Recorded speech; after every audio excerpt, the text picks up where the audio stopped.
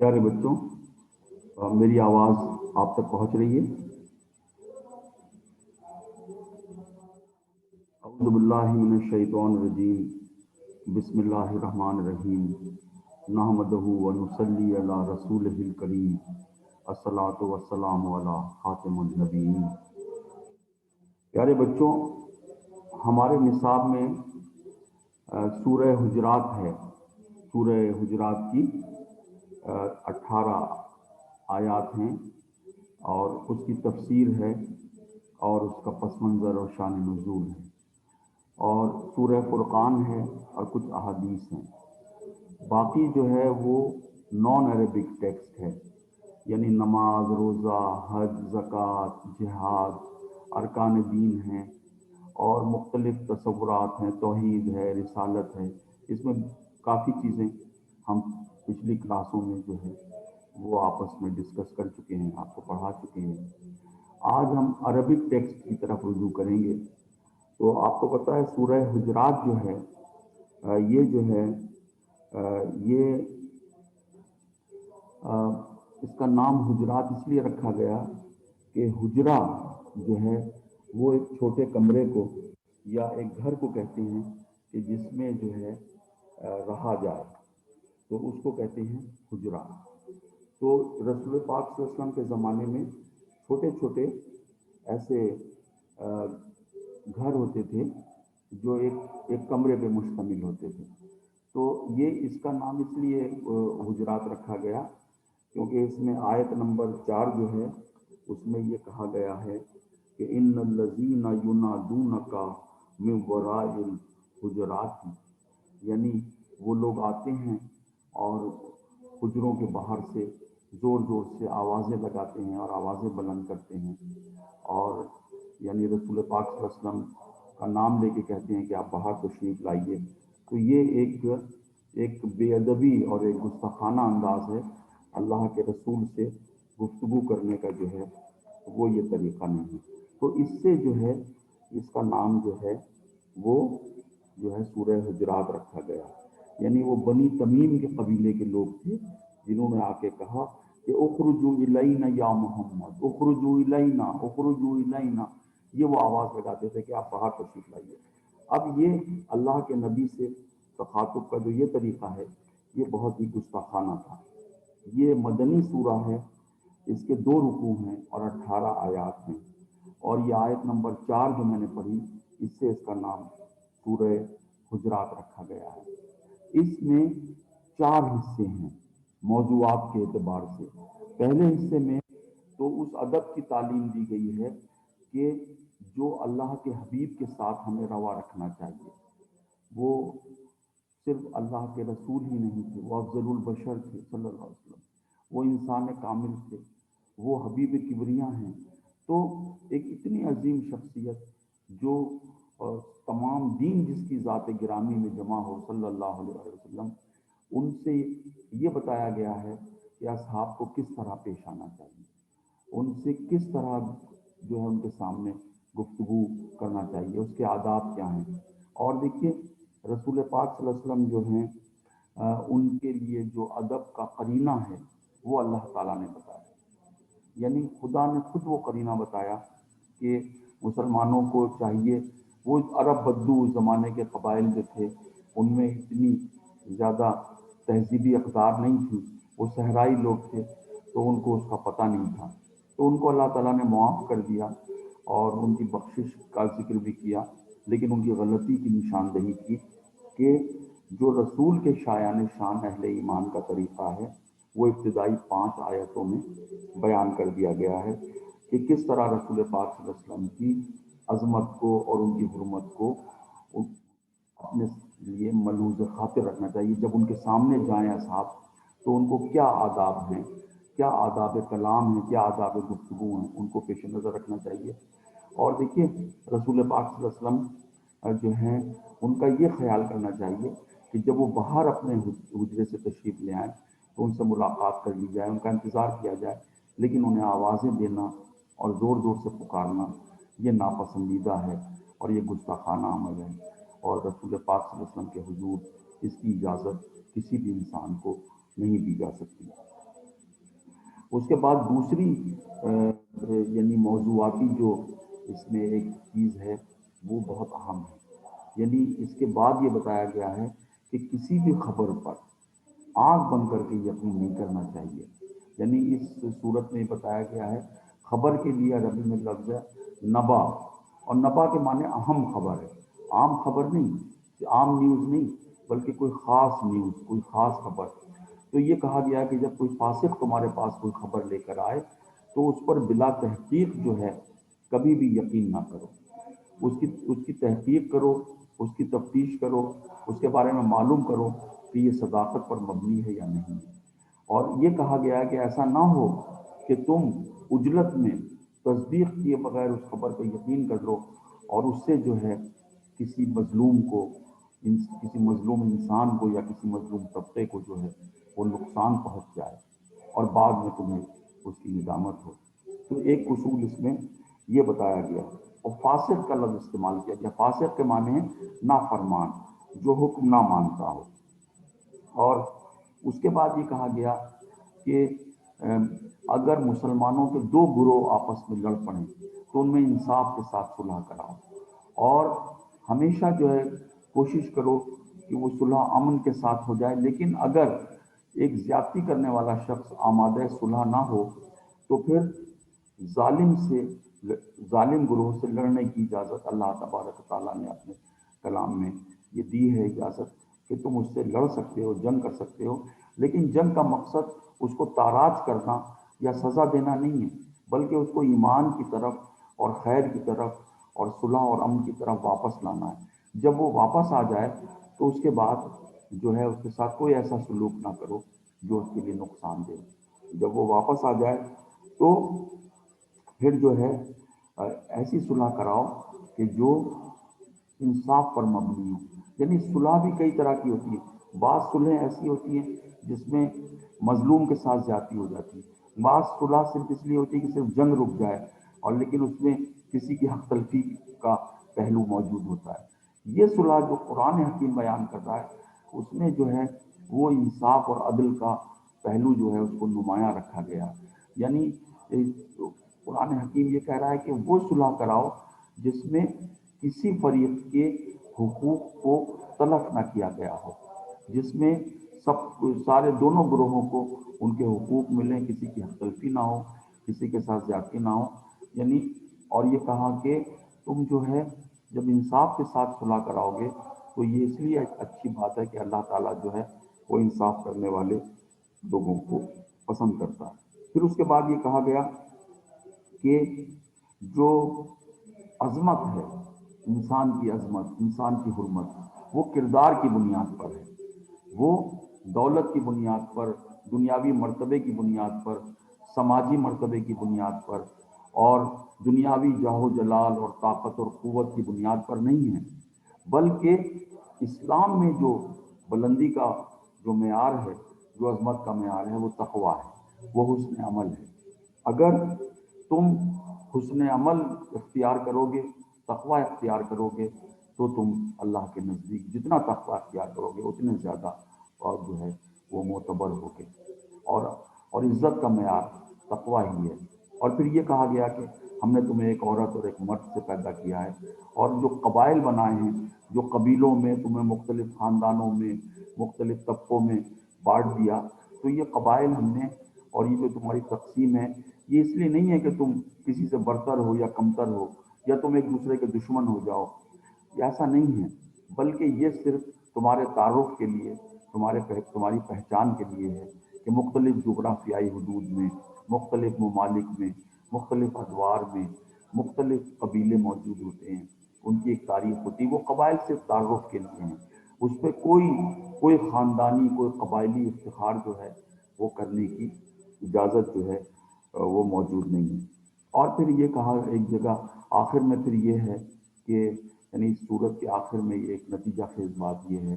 کہ تم اللہ پہ یہ احسان نہ جتاؤ کہ تم ایمان لائے ہو. تم ایمان نہیں لائے بلکہ تم اسلام لائے ہو،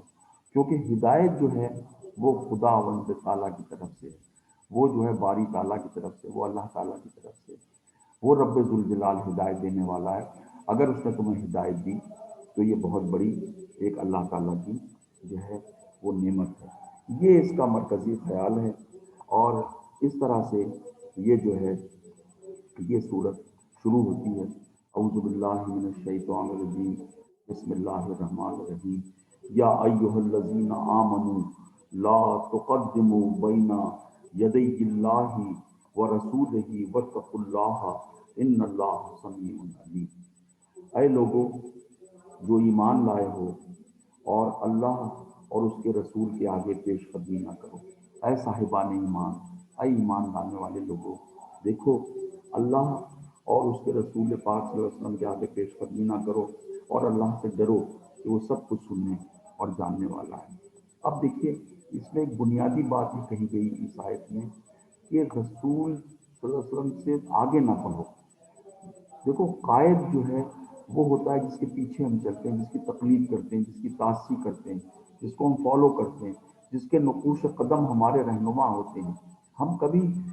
ایسا نہ کریں کہ ہم رسول کے حکم سے آگے بڑھ جائیں، ہم ان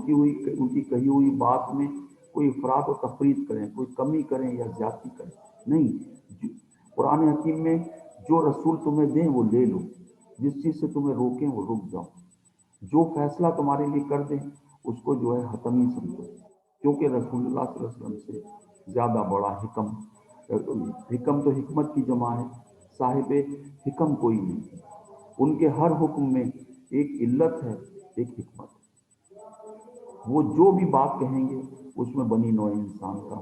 بھلا ہے. ان کا جو فیصلہ ہے وہ انسانیت کے لیے مفید ہے، اس پہ عمل کرو، اپنی عقل سے فیصلے نہ کرو. یہ اس طرح کی ایک بات لکھی ہے تفاسیر میں کہ بعض اصحاب جو تھے وہ زیادہ روزے رکھ لیتے تھے، یا روزے شروع ہونے سے پہلے، رمضان شروع ہونے سے پہلے بہت سے روزے رکھنا شروع کر دیتے تھے، یا نماز سے قبل عید میں قربانی کر دیتے تھے. تو اس طرح کی کئی چیزیں ہیں جس میں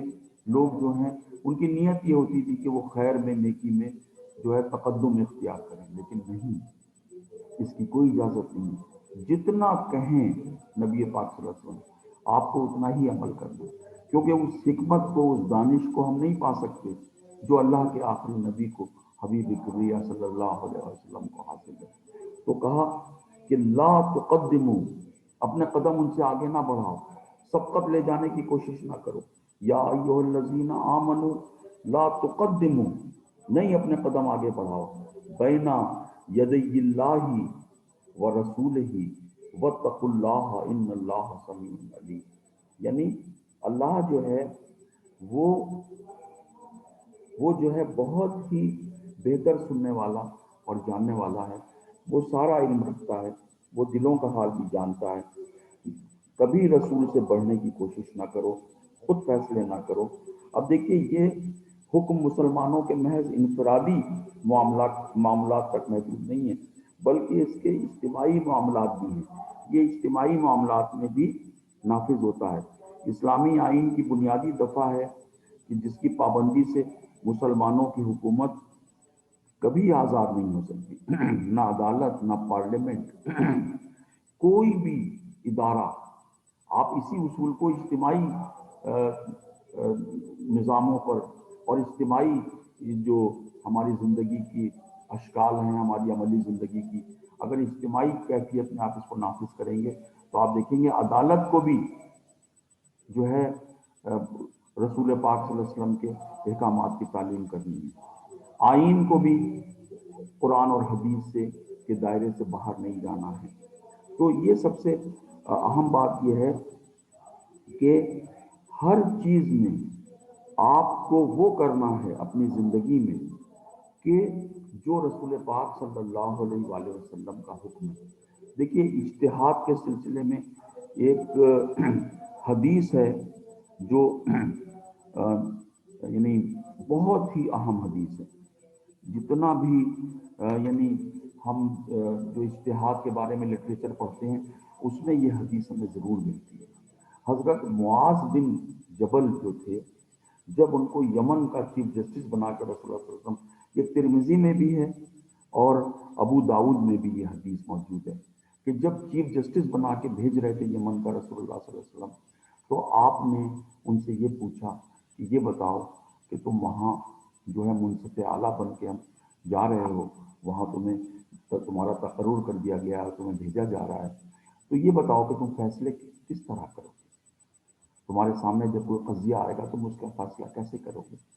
تو حضرت معاذ بن جبل رضی اللہ تعالیٰ عنہ نے فرمایا کہ یا رسول اللہ صلی اللہ علیہ وسلم، میں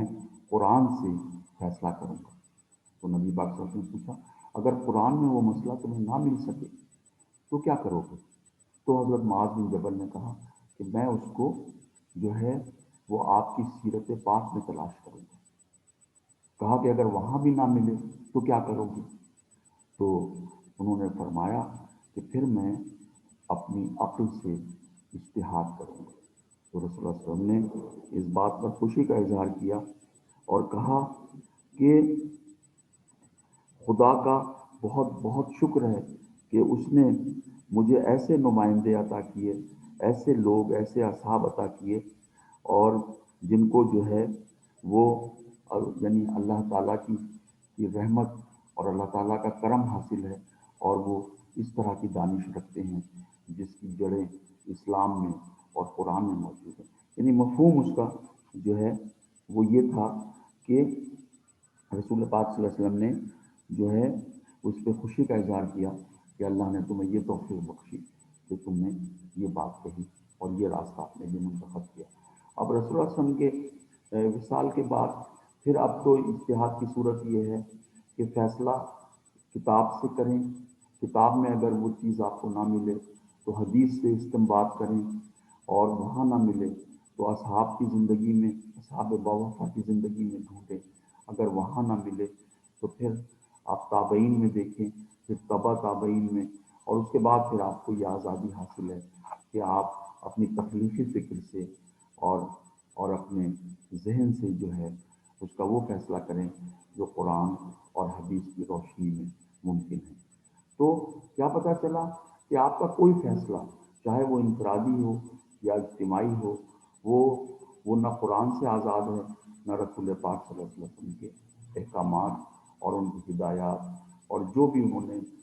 جو انسٹرکشنز دی ہیں، جس طرح انہوں نے ہمیں حکم دیا ہے، جس طرح اسے بیان کیا ہے، ہمیں اس کی 100% اور مکمل جو ہے وہ جو ہے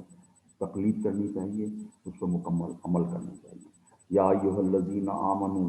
لا تقدموا بین یدی اللہ ورسولہ واتقوا اللہ ان اللہ سمیع علیم۔ یا ایھا الذین آمنوا لا ترفعوا اصواتکم فوق صوت النبی ولا تجہروا له بالقول کجہر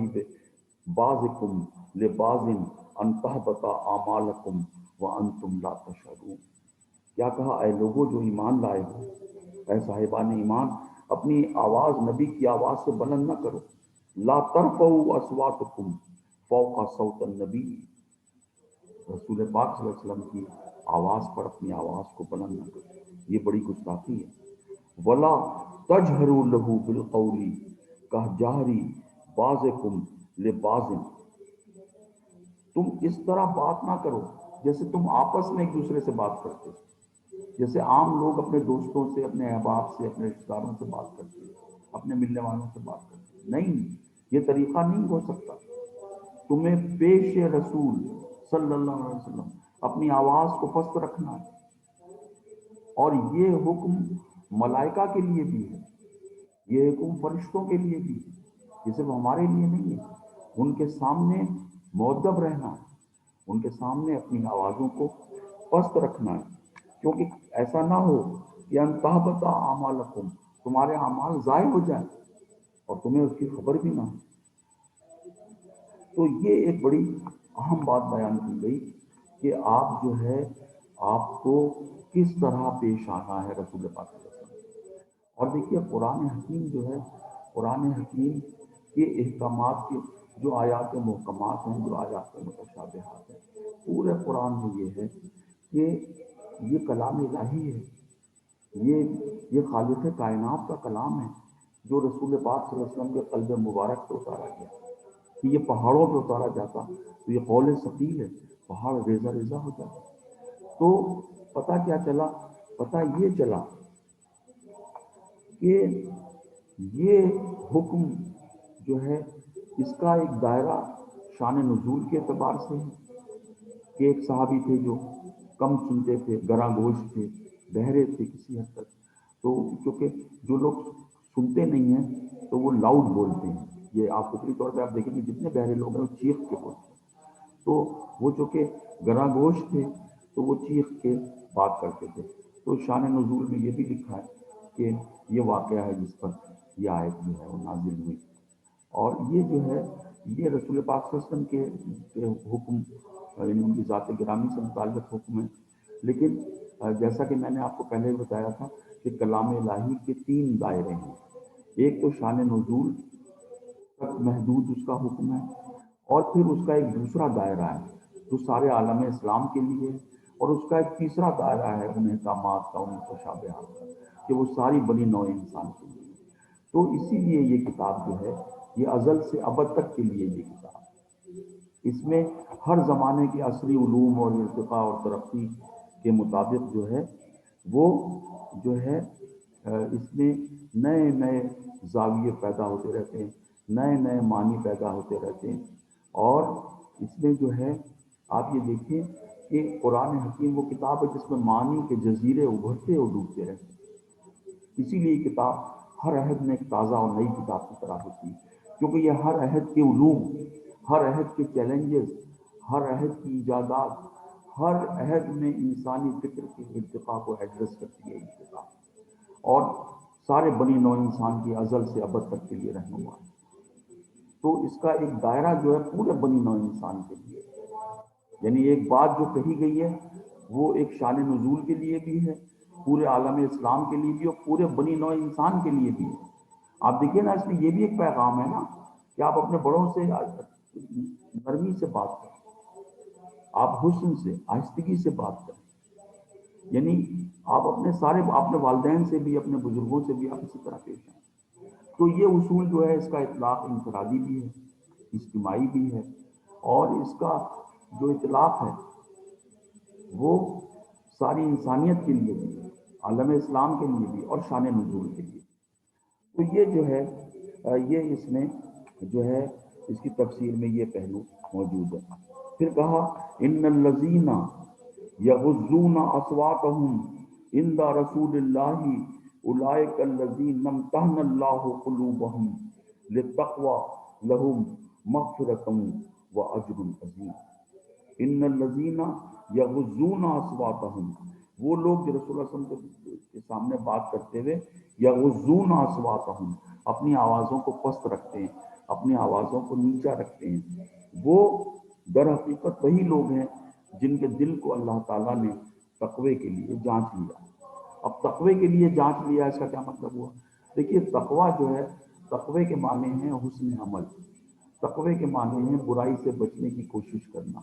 تقوی کے معنی ہیں لغت میں، عربی لغات میں کانٹوں سے دامن بچا کر چلنا، تقوی کے معنی ہیں پرہیزگاری کو اور خیر کو اور اللہ تبارک تعالیٰ کے راستے کو اختیار کرنا، رسول پاک صلی اللہ علیہ وسلم کے اسوہ حسنہ پہ چلنا۔ یہ سارے تقوی کے کمپوننٹس ہیں، اس کے اجزاء ہیں، اور تقوی کی تعریف میں آتے ہیں۔ تو دل کو تقوی کے لیے، ان کے دلوں کو تقوی کے لیے جانچ لیا ہے، کیا مطلب ہے؟ ٹھیک ہے نا؟ وہ کہہ رہے ہیں ان الذین یغضون اصواتهم عند رسول اللہ اولئک الذین امتحن اللہ قلوبهم للتقوی لهم مغفرۃ واجر عظیم، اور ان کے لیے مغفرت اور اجر عظیم ہے، کیونکہ وہ لوگ جو اپنی آواز کو پست رکھتے ہیں۔ دیکھیے سیرت کی کتابوں میں لکھا ہے جب یہ آیات نازل ہوئی تو بہت سے اصحاب اتنے ڈر گئے کہ وہ رونے لگے، اور وہ روتے تھے، گھر میں قید ہو گئے، اور کئی اصحاب تو ایسے تھے کہ جو بالکل اتنے آہستہ سے بولتے تھے کہ ان کے منہ کے قریب کان لے جا کے سننا پڑتا تھا کہ سنائی بھی نہیں دیتا تھا، یعنی وہ اتنا زیادہ ان آیات کی جلال سے اور ان آیات کے مفہوم سے اتنا زیادہ وہ ان کے دل کا سر انداز ہوئی یہ آیات، اور اتنا زیادہ اس کے زیر اثر آیا کہ انہوں نے جو ہے احتراماً اپنی آوازوں کو بہت پست کر دیا۔ تو ان کے لیے کہا کہ جو لوگ اپنی آوازوں کو پست رکھتے ہیں یہ وہی لوگ ہیں جن کے دلوں کو ہم نے تقوی کے لیے جانچ لیا۔ اب تقوی کے لیے جانچ لیا ہے کا کیا مطلب ہے؟ دیکھیے، عبادات کو کہتے ہیں کہ یہ بدن کا تقوی ہے، اور رسول پاک صلی اللہ علیہ وسلم کا احترام جو ہے یہ دل کا تقوی ہے۔ وہ دل صاحب تقوی ہے، کیونکہ خدا دلوں کا حال جانتا ہے۔ اس دل میں تقوی ہے جو نبی پاک صلی اللہ علیہ وسلم کا احترام کرتا ہے، جو ان کی حرمت، ان کی عزت اور ان کے مرتبے کو جو ہے وہ پیش نظر رکھتا ہے۔ اب دیکھیے، آج رسول اللہ صلی اللہ علیہ وسلم ہم میں جو ہے جسمانی طور پہ، ظاہری طور پہ موجود نہیں ہے، تو اب ان کے روضے کے سامنے جا کے بھی جو ہے آپ دیکھیے لوگ مؤدب رہتے ہیں، وہاں بھی ہمیں اس ادب کو ملحوظ رکھنا ہے۔ جب ان کا ذکر پاک آئے، جب ان کا تذکرہ ہو، اس وقت بھی ہم کو مؤدب رہنا ہے، جسمانی طور پر بھی، اپنے حرکات و سکنات میں بھی، اپنی آواز میں بھی، اپنے انداز میں بھی، ہمیں ہر طرح سے جو ہے جب بھی آپ کا ذکر آئے ہمیں اس احترام کو ملحوظ رکھنا ہے۔ ہمیں آپ کے روضے صلی اللہ علیہ وسلم کے سامنے، روضہ مبارک کے سامنے جا کر بھی ہمیں کوئی غل غپاڑا، کوئی شور، کوئی چیخنا، کوئی بلند آواز، اس کی کوئی اجازت نہیں ہے، کیونکہ رسول پاک صلی اللہ علیہ وسلم تو وہ ہیں جو اللہ کے حبیب ہیں، جو اللہ کے محبوب ہیں۔ خالق کائنات ان سے محبت کرتا ہے، خالق کائنات ان کی حرمت اور عزت کو پیش نظر رکھتا ہے۔ تو ہم کیا چیز ہیں؟ ہم تو ان کے امتی ہیں، ہم تو اللہ کے عبد ہیں۔ تو ہمیں بھی جو ہے یہ خیال رکھنا ہے کہ ہم ان کے احترام کو ہمیشہ ملحوظ خاطر رکھیں۔ اس کے بعد یہ کہا، اے نبی، جو لوگ تمہیں حجروں کے باہر سے پکارتے ہیں ان میں سے اکثر بے عقل ہیں۔ ٹھیک ہے نا؟ یعنی ان الذین ینادونک من وراء الحجرات اکثرهم لا یعقلون۔ اکثرهم یعنی ان میں جو میجورٹی ہے وہ جو ہے وہ عقل نہیں رکھتی، ان میں فہم نہیں ہے، کیونکہ وہ صحرائی لوگ ہیں، وہ عرب بدو ہیں، ان کی وہ اخلاقی تربیت، وہ تہذیبی تربیت نہیں ہے جو شہروں میں رہنے والے لوگوں کی ہوتی ہے، وہ صحرائی لوگ ہیں، تو وہ بے عقل ہیں۔ ان الذین ینادونک من وراء الحجرات، یعنی وہ لوگ، اے نبی صلی اللہ علیہ وسلم، وہ لوگ جو تمہیں حجروں کے باہر سے پکارتے ہیں، من وراء الحجرات، جو تمہیں پکارتے ہیں، ینادونک، تمہیں آواز دیتے ہیں، پکارتے ہیں، وہ لوگ جو ہیں وہ اکثر وہ لوگ ہیں جن کو اس کا شعور نہیں ہے، یعنی وہ قابل معافی ہیں کیونکہ وہ دانستہ ایسا نہیں کر رہے ہیں، وہ عقل نہیں رکھتے۔ اللہ تعالیٰ نے یہ اشارہ کیا، وَلَوْ أَنَّهُمْ صَبَرُوا حَتَّى تَخْرُجَ إِلَيْهِمْ لَكَانَ خَيْرٌ لَهُمْ وَاللَّهُ غَفُورٌ رَحِيمٌ۔ کہہ رہے ہیں وَلَوْ أَنَّهُمْ صَبَرُوا، کیا یہ اچھا ہوتا، بہتر بات یہ تھی کہ وہ صبر کر لیتے، حَتَّى تَخْرُجَ إِلَيْهِمْ، کہ آپ گھر سے باہر نکل آتے، لَكَانَ خَيْرٌ لَهُمْ وَاللَّهُ غَفُورٌ رَحِيمٌ، یعنی اگر وہ آپ کے برآمد ہونے تک، گھر سے باہر نکلنے تک صبر کرتے تو یہ بہتر تھا، لیکن اللہ درگزر کرنے والا اور رحیم ہے، وہ معاف کرنے والا ہے اور وہ رحم کرنے والا ہے، وہ غفور الرحیم ہے۔ مطلب غفور الرحیم کہہ کے یہ اشارہ کیا اس آیت میں کہ دراصل نبی پاک صلی اللہ علیہ وسلم کو جو لوگ آوازیں دے رہے ہیں ہجرے کے باہر سے، انہیں اللہ نے معاف کر دیا، لیکن ان کی نشاندہی بھی کی، ان کی غلطی پہ گرفت بھی کی، اور انہیں اس کا احساس دلایا ہے کہ وہ اس غلطی کو دوبارہ نہ دہرائیں۔ اب وہ جو میں نے آپ کو کہا تھا کہ کوئی فاسق اگر خبر لے کے آئے، اس کا جو یعنی شان نزول اور اس کی جو موضوعات کی جو میں نے تفصیل آپ کو بتائی تھی، اس میں 4-5 بڑے موضوعات ہیں، تو وہ کیا کیا ہیں؟ ایک تو آداب ہیں رسول اللہ صلی اللہ علیہ وسلم کے سامنے پیش ہونے کے، آپ کے ذکر کرنے کے، اور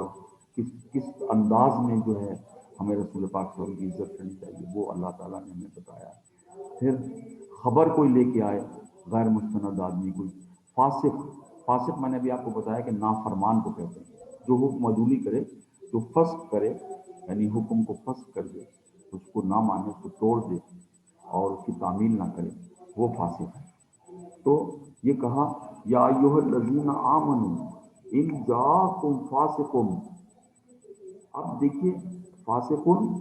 بالنباء فتبینوا ان تصیبوا قوما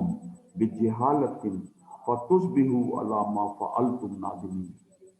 یعنی کیا اللہ تعالیٰ کہہ رہے ہیں کہ اے صاحبان ایمان، اے لوگوں جو ایمان لائے، اگر کوئی فاسق تمہارے پاس کوئی خبر لے کر آئے تو تحقیق کر لیا کر،